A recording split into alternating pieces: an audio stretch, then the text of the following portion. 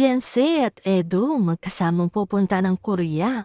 Wow naman! Isang magandang umaga at magandang gabi sa ating mga kalingap viewers dyan. Kung ikaw ay bago lang dito sa aking munting YouTube channel ay wag po natin kalimutan mag-like at mag-subscribe. Huwag natin kakalimutan suportahan ang ating mga team kalingap na sina Kalingap Rap at Kuya Bal. At yan na nga guys, ito na. Magkasamang pupunta ng South Korea itong si Beyonce at Edo. Sa velvet box na kanilang ini-endorse at yan na nga ay ito kinuha silang model dalawa. Bago yan syempre madami magiging pictorial ang mangyayari bago ang lahat. At papaids natin abot langit ng ngiti at halatang hindi na maitago ang sayang nararamdaman.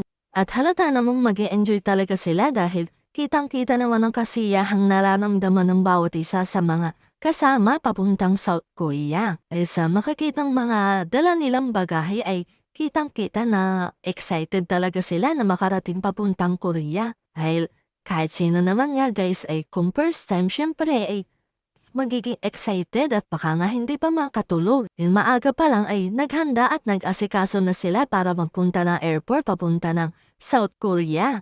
Nakakatuwa lang isipin na talaga namang abot langit ang ngiti at saya na nararamdaman ng bawat isa dahil nga kakarating na sila sa isa pa nilang pinapangarap na lugar. At dahil nga may bagong ilalunch na item ng Velvet Box ay sila ang napiling maging model nito. Yan nga guys, maya-maya lang ay bababa na ang kanilang sinasakayang eroplano papunta ng Korea.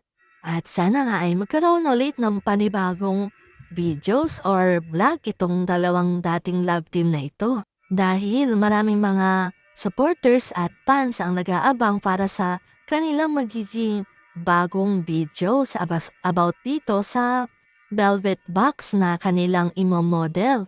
At yun nga guys, sana'y maging maganda at maayos ang kalabasan ng paglalunch nila ng items ng Velvet Box. Maraming fans at mga supporters ang mag-aabang dito sa magiging vlog nila dito sa South Korea.